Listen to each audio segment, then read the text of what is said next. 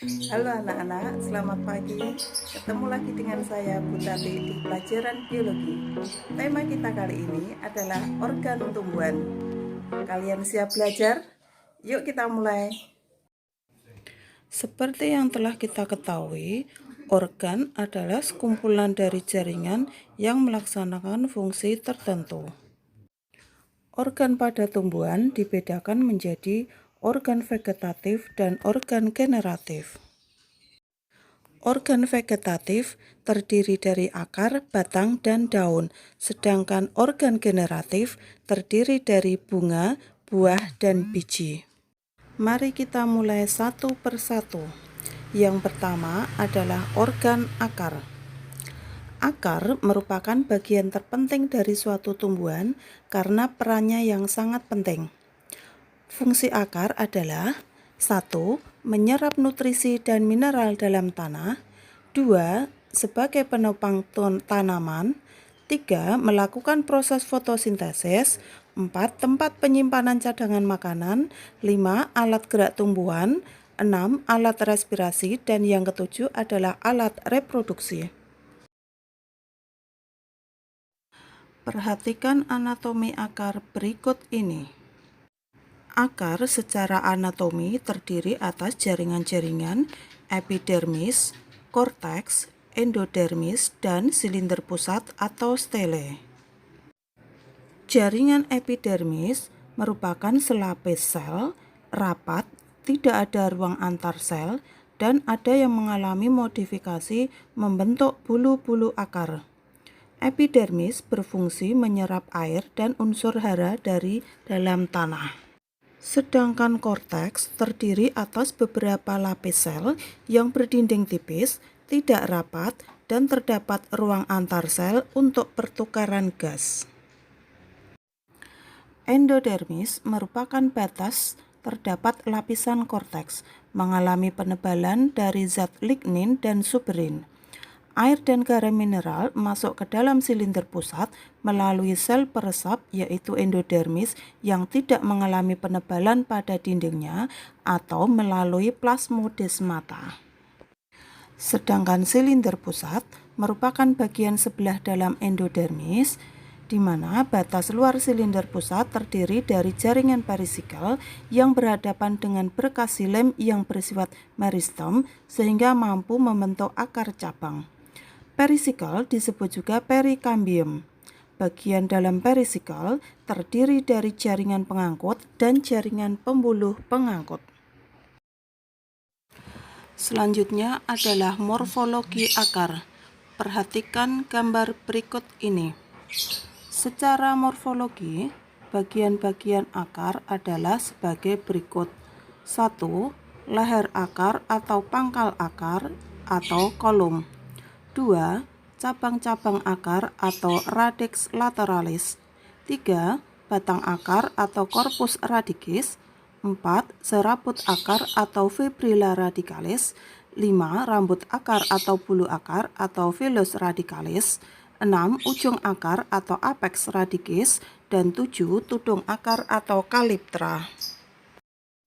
Sedangkan gambar berikut ini adalah morfologi akar tanaman dikotil dan morfologi akar tanaman monokotil. Dapatkah kalian membedakannya? Kita lanjutkan organ yang kedua yaitu batang. Batang mempunyai banyak fungsi antara lain 1. Sebagai penopang tumbuhan, 2. Mendukung organ lain pada tumbuhan, 3. Mengangkut zat makanan ke seluruh bagian tumbuhan, 4. Sebagai alat respirasi, 5. Menyimpan cadangan makanan, 6. Sebagai alat reproduksi vegetatif, dan 7. Mengarahkan tumbuhan agar mendapatkan cahaya yang cukup. Secara morfologi, batang dibedakan menjadi batang berkayu, batang basah, dan batang rumput. Batang berkayu yakni jenis batang dengan tekstur keras dan memiliki kambium yang berfungsi untuk membentuk kayu dan kulit kayu. Contohnya pada pohon jati, pohon trembesi, dan pohon mahoni. Batang basah yakni jenis batang yang lunak, berair dan pendek sehingga batangnya tidak keras dan mudah dipotong. Contohnya pohon pisang, kangkung, dan bayam. Sedangkan batang rumput yakni jenis batang yang tidak berkayu, memiliki ruas-ruas yang nyata dan berongga serta umumnya pendek. Contohnya padi, jagung, dan tebu. Selanjutnya adalah anatomi batang. Anatomi batang hampir sama dengan anatomi pada akar, yaitu tersusun atas jaringan epidermis, korteks, endodermis, dan silinder pusat. Epidermis terdiri dari selapis sel yang tersusun rapat tanpa ruang antar sel, mengalami penebalan gabus, dan dilapisi kutikula. Korteks terdapat di sebelah dalam epidermis, berbatasan dengan epidermis, terdiri dari sel-sel kolenkim sebagai penyokong bagian dalam, diisi dengan sel parenkim. Endodermis merupakan lapisan batas antara korteks dan silinder pusat atau stele.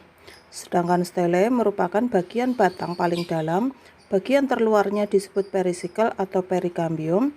Di dalamnya terdapat parenkim dengan berkas pembuluh pengangkut. Selanjutnya adalah berkas pengangkut. Berkas pengangkut adalah jaringan pada tumbuhan yang berfungsi untuk proses transportasi yang merupakan gabungan antara xilem dan floem. Perhatikan gambar berikut ini. F adalah floem, K adalah kambium, dan X adalah xilem. Ada beberapa tipe ikatan pembuluh atau berkas pengangkut, yaitu tipe kolateral, meliputi kolateral terbuka dan kolateral tertutup, tipe konsentris, meliputi konsentris amfikibral dan konsentris amfifasal, tipe radial, dan tipe bikolateral. Dapatkah kalian membedakan masing-masing tipe? Organ selanjutnya adalah daun. Daun merupakan organ yang berfungsi menangkap cahaya waktu fotosintesis, penguapan, dan transportasi. Perhatikan anatomi daun berikut ini. Terdapat 3 struktur jaringan penyusun dari daun, yaitu jaringan epidermis, jaringan mesofil, dan jaringan pengangkut. Jaringan epidermis berupa satu sel yang dindingnya mengalami penebalan dari zat kutin atau kutikula atau kadang dari zat lignin. Epidermis terdapat di bagian atas yaitu epidermis atas dan di bagian bawah yaitu epidermis bawah. Pada epidermis terdapat stomata atau mulut daun yang diapit oleh 2 sel penutup. Mesofil merupakan lapisan jaringan dasar yang terletak antara epidermis atas dan epidermis bawah dan di antara berkas pengangkut. Di bagian mesofil merupakan daerah fotosintesis utama karena banyak mengandung kloroplas. Mesofil terdiri atas parenkim palisade dan parenkim bunga karang. Sedangkan berkas pengangkut pada daun terdiri dari 2 jenis yaitu xilem dan floem. Sel berkas pengangkut ini berdinding tipis untuk memudahkan terjadinya transport antar sel, juga memiliki klorofil seperti pada mesofil. Selanjutnya, berikut ini adalah contoh morfologi daun berdasarkan tepi daun. Kalian bisa memberikan contoh tanamannya? Demikian tadi anak-anak untuk materi kita hari ini. Jangan lupa kerjakan tugas yang sudah saya share di Google Classroom. Selalu memisahkan kita hingga aku hanya bisa